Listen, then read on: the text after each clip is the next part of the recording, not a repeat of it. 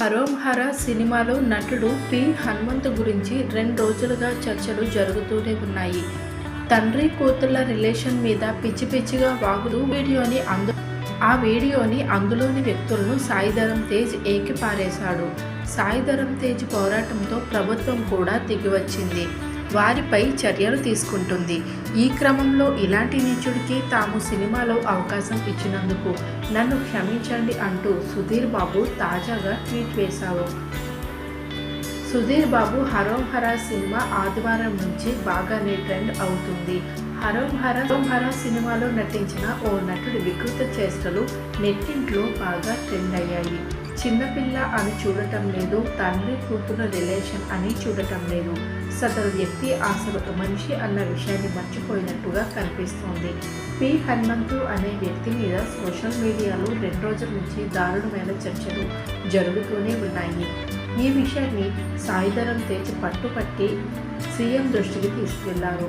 CM Revanth Reddy, deputy CM, DGP ఇలా అందరూ ఈ ఇష్యూ మీద స్పందించారు. సాయి ధరమ్ తేజ్ ముందుండి ఈ ఘటన మీద స్పందిస్తూ అందరూ రియాక్ట్ అయ్యేలా చేశాడు. అడవి సేన్, మంచు మనోజ్, కార్తికేయ, విశ్వక్ సేన్ ఇలా ప్రతి ఒక్కరూ ఈ ఘటన మీద స్పందిస్తున్నారు. తాజాగా సుధీర్ బాబు ఈ విషయంపై స్పందించారు. మంచో చెడో నేను సోషల్ మీడియాకు దూరంగా ఉంటాను అంటూ ఈ హనుమంతు బ్యాటర్ మీద హనుమంతు లాంటి వాడిని మా సినిమాలో పెట్టుకున్నందుకు సిగ్గుగా ఉంది. మా అందరినీ క్షమించండి. వాడు అలాంటి చీడ పురుగని మాకెవ్వరికీ తెలియదు. తెలిస్తే ఇలా తీసుకునే వాళ్ళమే కాదు. వాడి చెత్త వాగుడు గురించి మాట్లాడాలంటే నాకు బాధగా ఉంది. ఆ విషయాన్ని మళ్ళీ గుర్తు చేసుకునే ధైర్యం కూడా రావటం లేదు. ఇది ఖచ్చితంగా ఫ్రీడమ్ ఆఫ్ స్పీచ్ అయితే కాదు. ఇలాంటి వాళ్ళని వెంటనే శిక్షించాలి అంటూ సుధీర్ బాబు ట్వీట్ వేశాడు. నారా రోహిత్ కూడా ఈ ఘటన మీద స్పందించాడు.